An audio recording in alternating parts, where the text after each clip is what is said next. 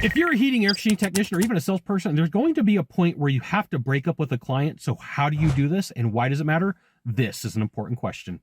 I'm Scott Silverman, coming live for HVAC Technician Sales Secrets on a perfect day to talk about sales and a perfect day to talk about you. Now, this conversation, I don't see many people talk about it because they don't understand that there's power in the ability to say that I'm sorry, you're the wrong person and we shouldn't be working together. Now, I want to let you know there's a couple things that you are going to need to do from the very beginning. And the first thing is to recognize that the more that you walk away from people, the easier that it gets over time. I'm going to say that again. The more that you walk away from people, the easier it gets over time. So if you're going to walk away from a client, it should be under very specific reasons that you define today. Are they abrasive? Are they abusive? Did they treat the staff poorly? Did they treat you poorly? Are they just general difficult people that are never going to be happy? Is the property they're not ever going to work?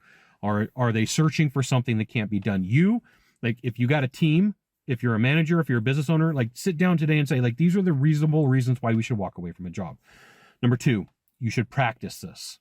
You should definitely practice a breakup like you practice a close. It shouldn't happen very often. I'm going to give you a number. Your number may be different than mine. 1 out of 100. 1 out of 100 calls, you should be like, that's acceptable for me to walk away. Right? You pick your number, you get that figured out, you role play, you practice. Okay. This is why you should join HVAC Tech Secrets. I'll give you the goods, not in the Facebook group, not in the YouTube channel. Number three, when this does happen, you should have somebody follow up, or you should put really good notes in your CRM, right? Because it shouldn't happen very often, but you do want to give a debrief and have people ask, well, what happened? What went wrong? And you're not necessarily defending yourself. You want that breakdown to know, hey, here's what the situation was.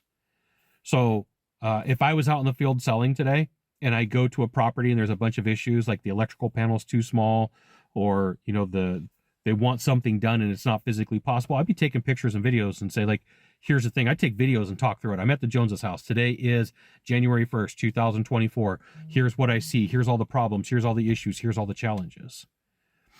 Number four, see if you can send somebody else out there. It may be you. It may be a bad day.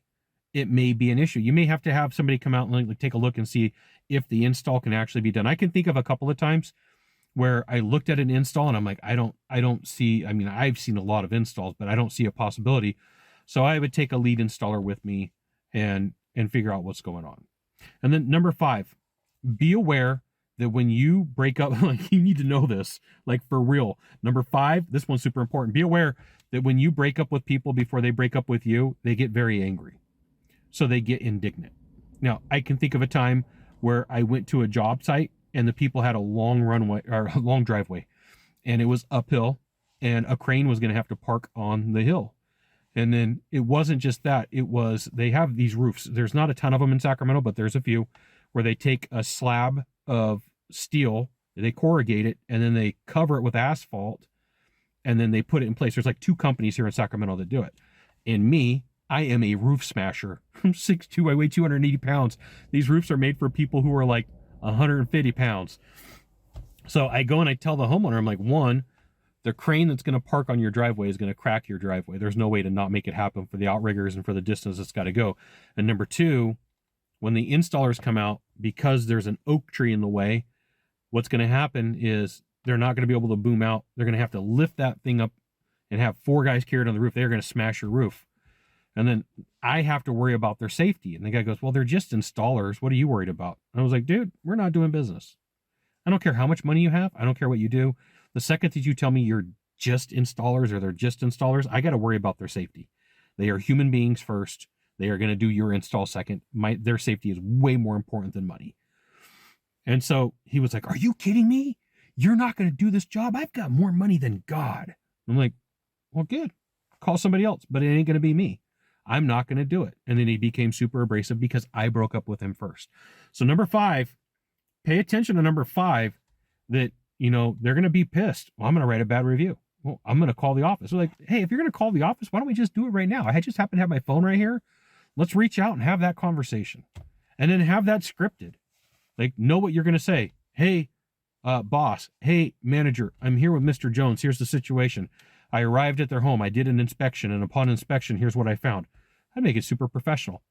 I'm letting you know that Mr. Smith wants to talk to you because he's upset because I told him we're not going to do business.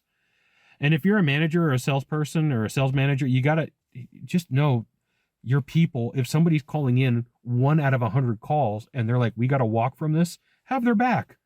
They're probably not making it up. Like, something would happen, follow up with that homeowner, go out there, send somebody out there. 99% of the time it's true. When I manage salespeople, if somebody called me very rarely and said, Scott, I'm walking from the job, I'm like, great, let somebody else do it.